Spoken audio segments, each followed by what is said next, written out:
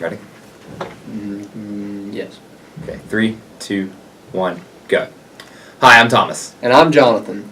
We're students at NC State University who are working with the North Carolina Science Olympiad.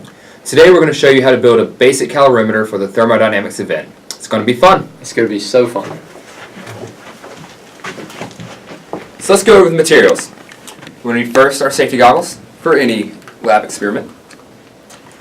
We're going to use a marker. We're going to use some sort of insulating material. We're choosing to use styrofoam squares.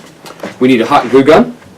We need a standard 250 milliliter beaker, a knife, thumbtacks, rubber bands, and duct tape. I'm not sure why we need the duct tape, but it's always good to have that around. Always. So we're going to start by drawing a cross on the first square to cut it into 4 equal parts. Now, remind me what the sizes we need are. For the B division, you must be able to fit your device within a 20 centimeter cube. For the C division, that is shrunk down to a 15 centimeter cube. And that's 20 by 20 by 20, right? That is correct. Okay.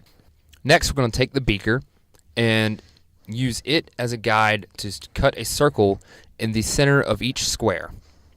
Using the marker, we draw a circle around the bottom of the beaker. Then we're going to take the knife and cut the circle out. Punch the hole out of the circle. And there you go. There's one finished square. Now we've already made the rest of the squares. So next is going to be making the rest of the device. Alright, so next what you want to do is you're going to glue or otherwise affix your squares to one another. We used a hot glue gun here. The choice is y'all's. One thing to note, and this is very important, is to make sure that your circles are what line up and not your squares. Because if your squares are not exactly the same size, that's not a big deal. But if your circles don't line up, you're going to have problems fitting your beaker into your device.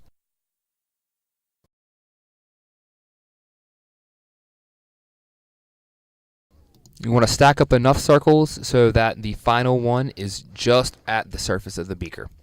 And you want to do something to seal around the sides just to make sure that you have a good thermodynamically sealed container. The next step is making the top hole of the bomb calorimeter. We're going to start by making a cross in the center of the square by using the corners and diagonals of the square. Pay attention to Rule 3E in your rule book to make sure you are using the correct dimensions. It needs to be at least 1.5 centimeters in diameter, and the top surface of the hole must be less than 12 centimeters above the inside bottom surface of the beaker.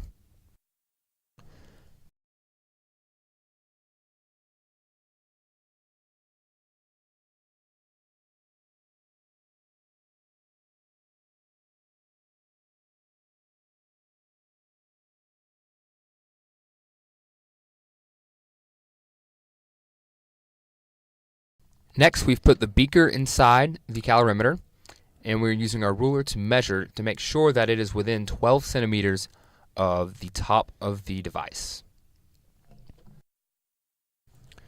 Then we put the top on. So, Thomas, you'll be happy to know that I figured out what the duct tape was for. It's for decorating and or creating a thermally isolated system, whichever you want to use it for.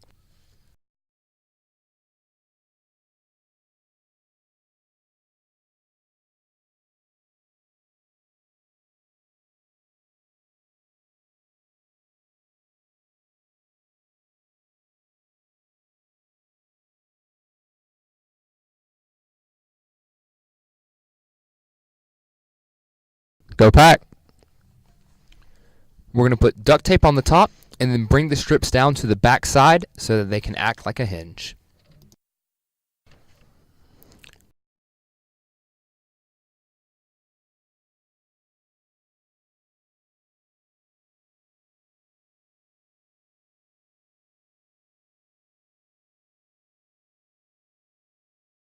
We're going to attach the thumbtacks to the top of the device and to the front.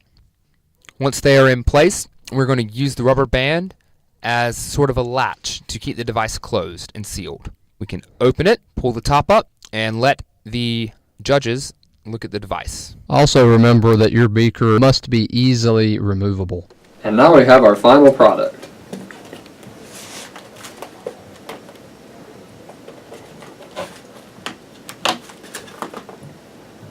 In the competition, you'll be given water at some volume and at some temperature. You're going to put this water into your calorimeter, like that, seal up your calorimeter, and insert your thermometer.